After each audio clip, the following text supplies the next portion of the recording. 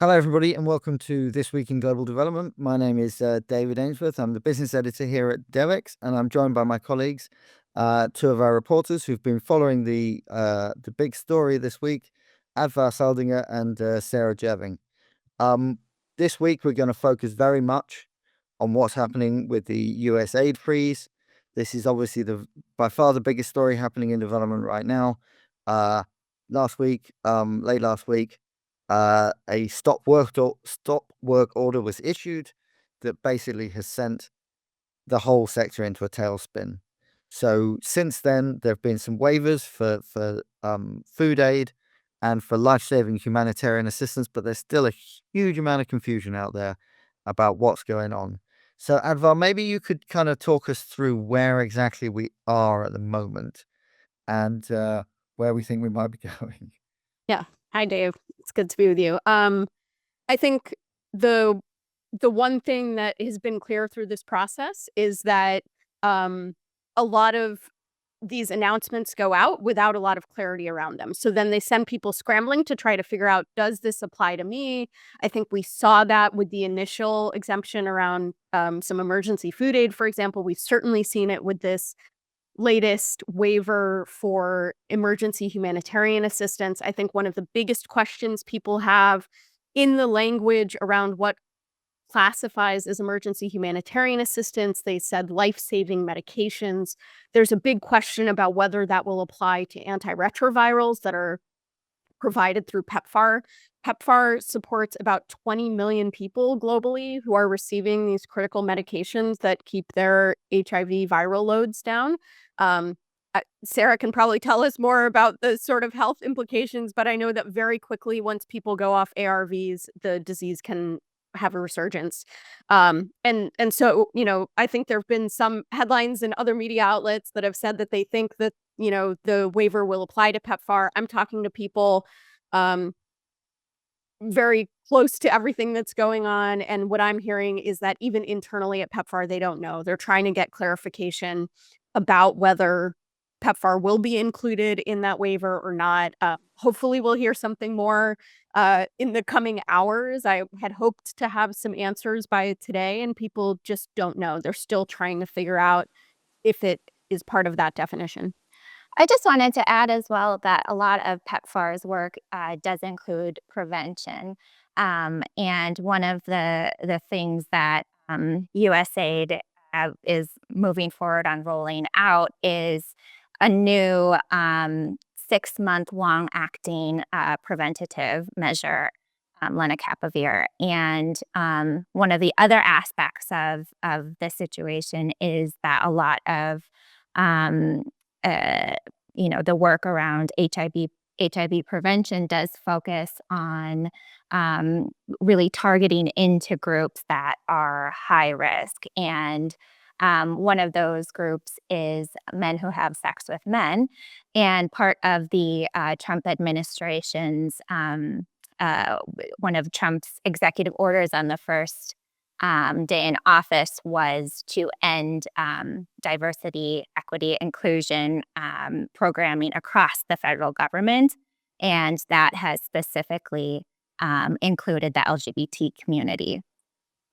So kind of as Adva mentioned, there is this conversation around the humanitarian aspect that includes essential medicines, but PEPFAR does include that prevention and, key targeting as well.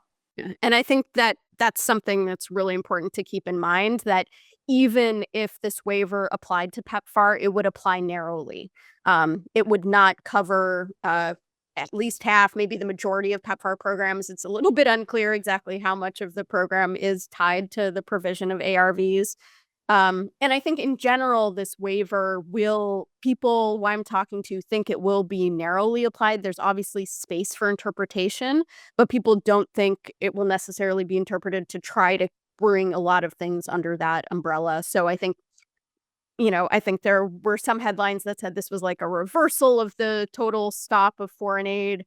I think people who I'm talking to certainly don't see it as that. They see it as sort of a narrow waiver to get, some humanitarian aid, ensuring that is being provided. But most of the foreign aid is still going to have to go through this review process, and most of those programs will be halted until we see some sort of resolution.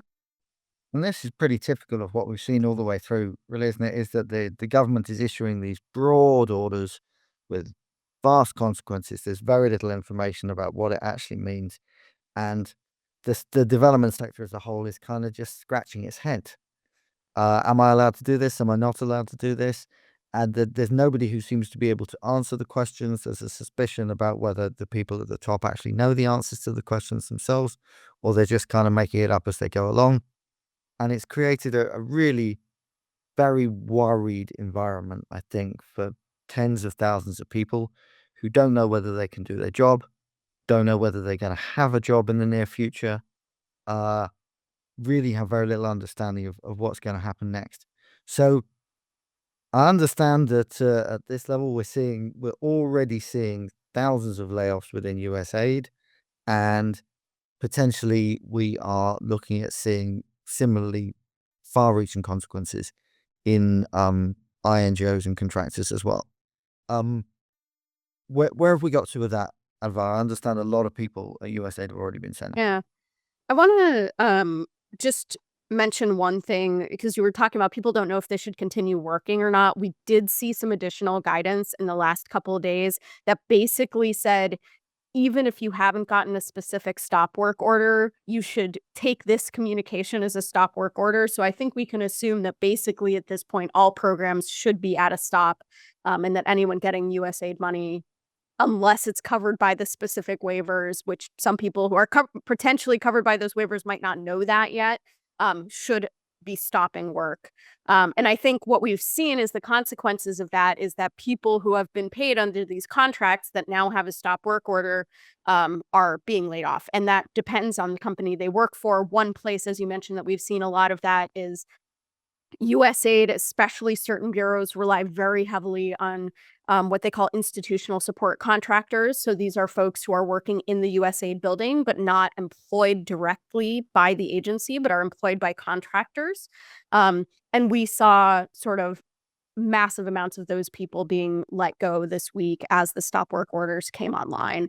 And I think the bureaus that have been particularly hard hit are the Bureau of Humanitarian Assistance and the Global Health Bureau, where a lot of their staff, I mean, 40%, 50%, maybe up to 60% of their staff are these contractors. So really a core of the group who are carrying out the programs and who are providing expertise for these programs. So we've certainly seen that there. Obviously, a lot of those people are technically being laid off by the contractors that they work for.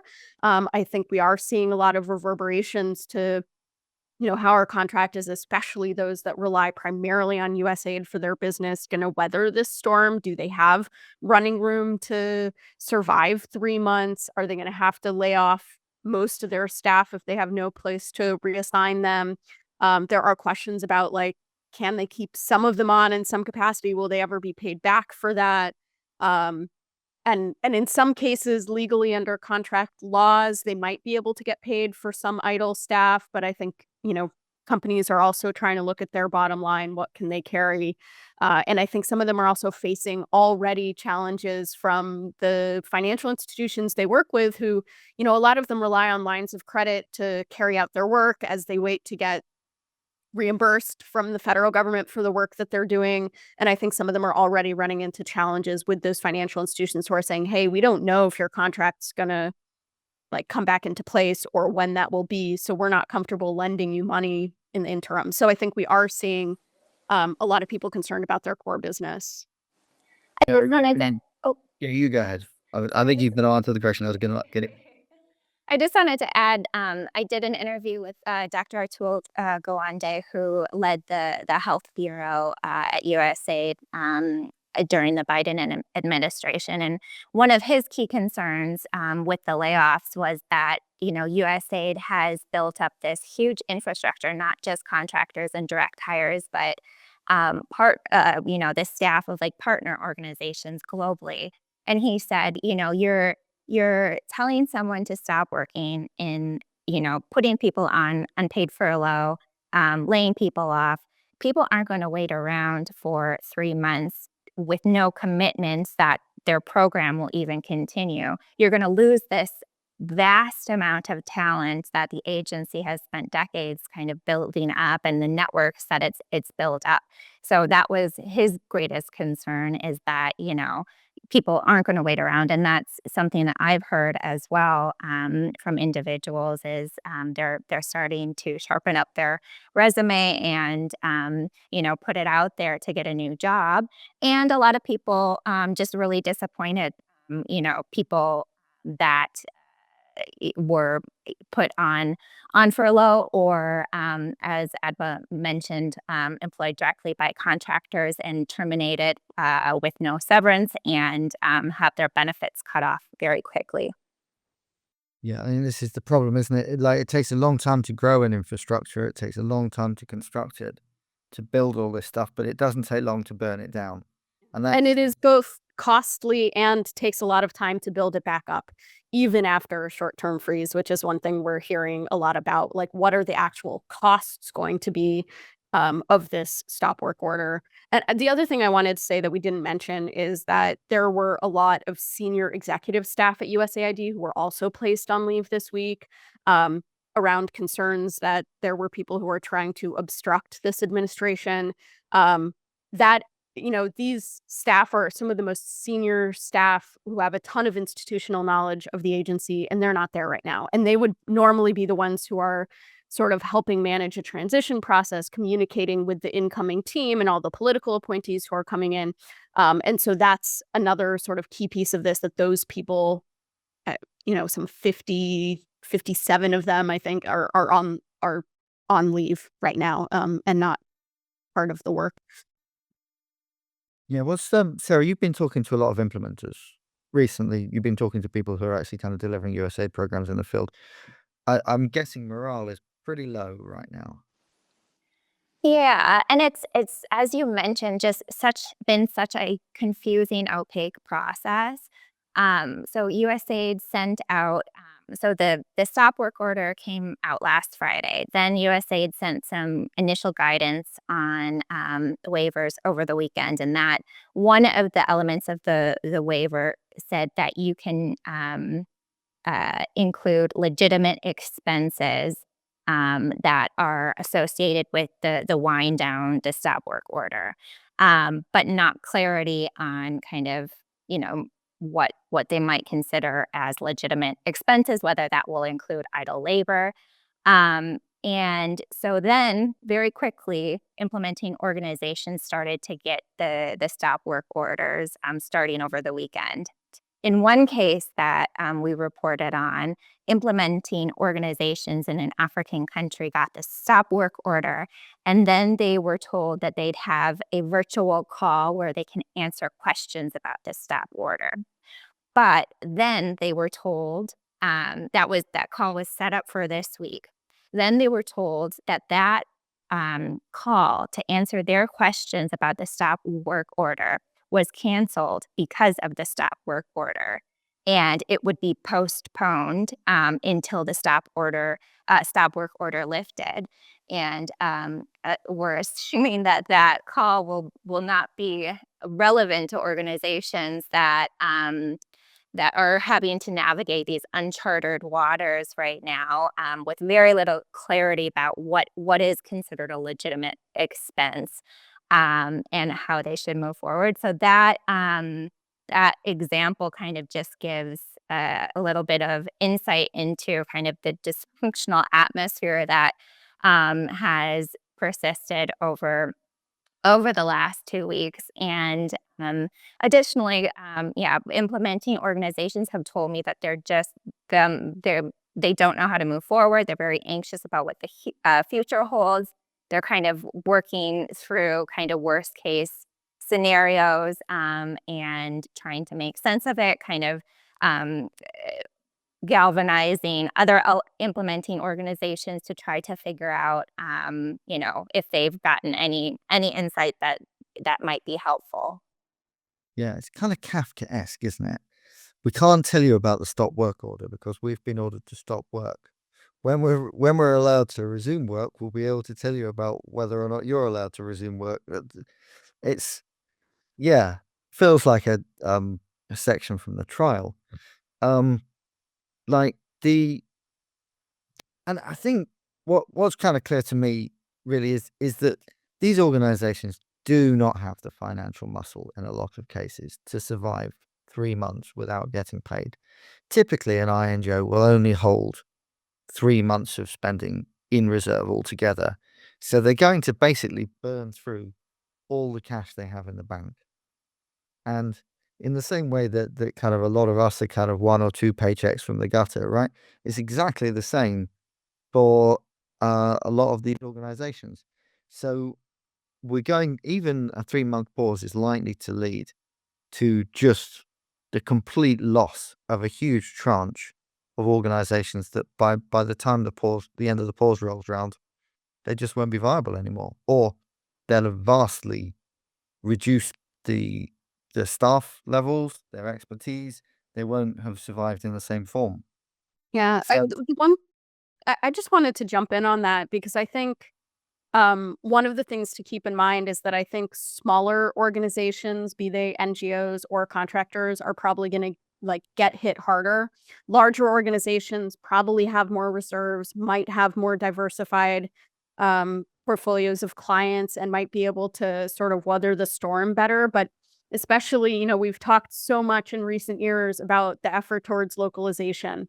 And that often means working with really small organizations. And I think those are the organizations that are probably likely to feel the brunt of the pain first. And quite frankly, if you're a small organization that jumped through all the hoops to get USAID funding as part of this localization push, and then you're met with this, why would you ever seek to work with the US government again? So I think there's also repercussions on that side. I think we don't know yet what this administration strategy around localization will be or what the impacts will be, but I think there will be impacts of this. And then what are you left with? Is the industry, then the people who have survived this period, the big contractors and the large INGOs who had more running room, and what does that mean for the industry if you're losing a lot of the smaller actors?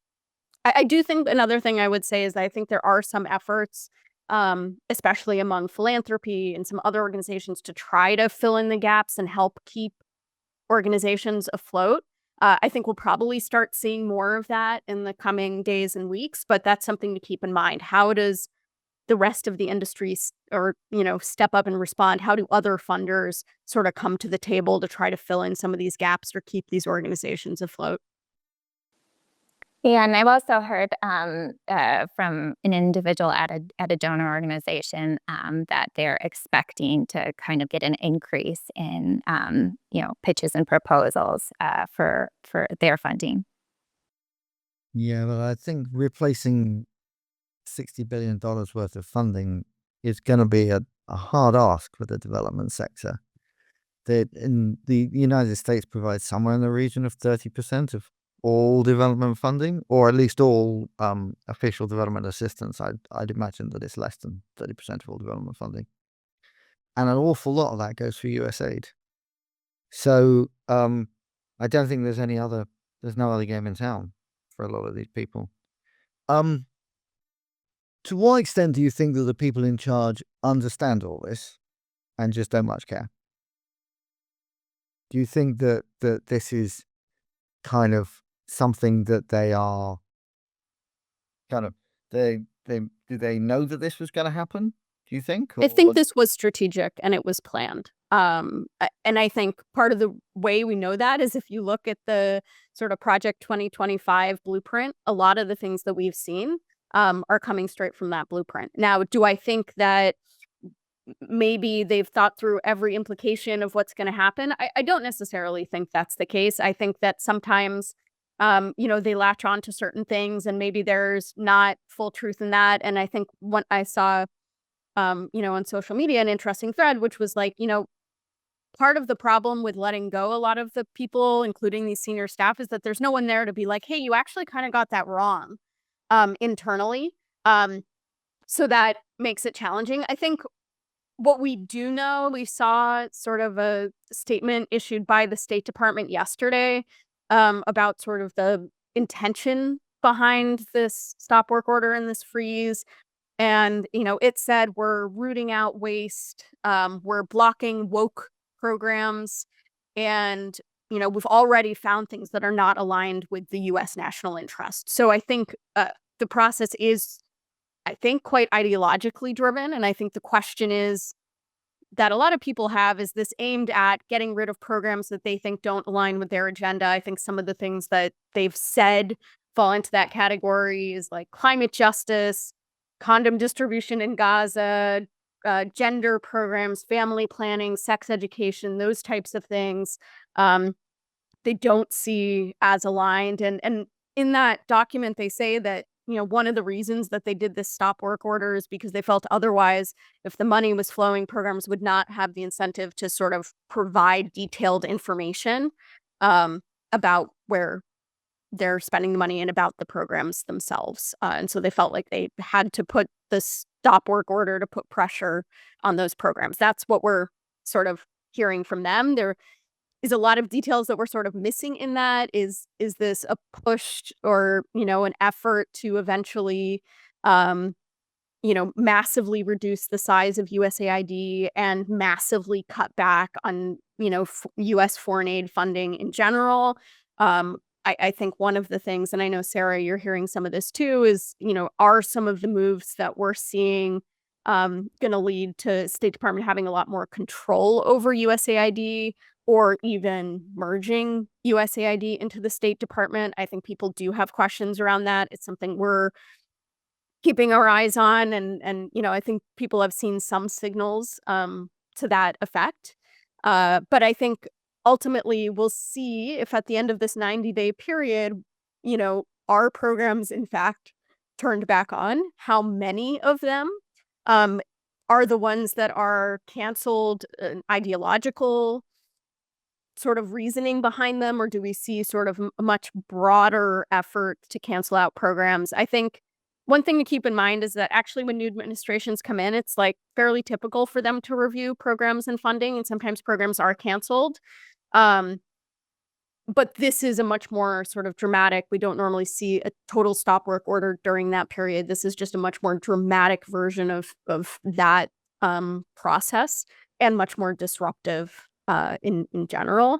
I think another piece at play is, how does Congress step up? We've seen, statements from Democrats in Congress sort of decrying some of these cuts.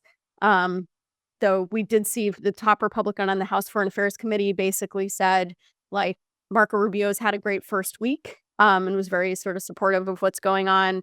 We don't know what's happening behind closed doors. Are there back channels happening around trying to protect certain programs, especially ones I would assume that are very clearly linked to national security or countering China and things like that?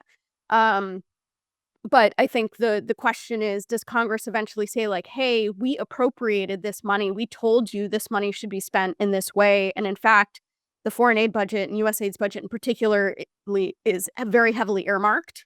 And so they actually have to spend the money in very specific ways as dictated by Congress, which is, maybe a separate conversation about how that constraints puts constraints on the agency. But I think there is a question about whether Congress says, like, "Hey, we have the power of the purse, and we're going to assert that right, and, tell the administration that they need to spend the money we've appropriated."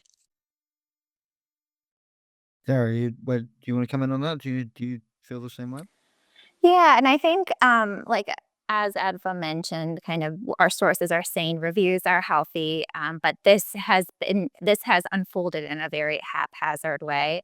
And to elaborate on the point of the ideological kind of overtones of all of this, one of Trump's executive orders was the diversity, inclusion, and equity executive order, and that has one of the elements of how they've moved forward with this is they told USAID staffers that it had come to their attention that following Trump's election victory, that there were kind of tweaks in contracts and languages around personnel, so that people wouldn't be cut in the to kind of, as they said, obfuscated kind of that part of the programming. And they asked USAID staffers to report kind of any instances of that, and they've put kind of a kind of a line for people to report on their colleagues, asking for them to do this within 10 days, or there will be repercussions. And people inside, staff members inside USAID have said, this really creates a very negative and kind of policing tone that is not, conducive for, collegial professionalism. Yeah, I thought that was the address is DEIA truth.gov or something, isn't it? Like that. It sounded quite Orwellian again, like um and must not be easy for people in that situation. Um yeah, so where do we think this is going in the longer run? Like, it seems to be very much the case that what they want to do is to make some pretty deep cuts here, to tear it all down and start again in a very different image. Um, I wondered at the extent to which they want to tear it all down and then not put anything else in its place. I think that's the question that we're still kind of grappling with at the moment. What are what do either of you guys think? Well, one of the questions I have is kind of, whether the administration will really kind of acknowledge the public American public interest in a lot of these programs. Like, for instance, within the Global Health Bureau, the USA does a lot of work about monitoring emerging threats around the world, and one of the focuses is the development of bird flu and kind of very serious outbreaks like Marburg and Ebola. There was a new Ebola outbreak just announced in Uganda, and whether programs like that, like, also there's like the U.S. contributes very heavily around a polio eradication globally. And a few years ago, there was a polio outbreak in New York. Kind of whether those sort of programs will be seen as in the, American first foreign policy agenda from their opinions. Yeah, Yeah.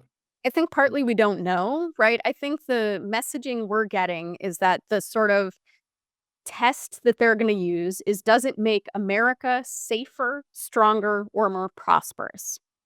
So if you can, I think, the challenge will be, how do you craft a narrative around the work that you're doing that it does one of those three things?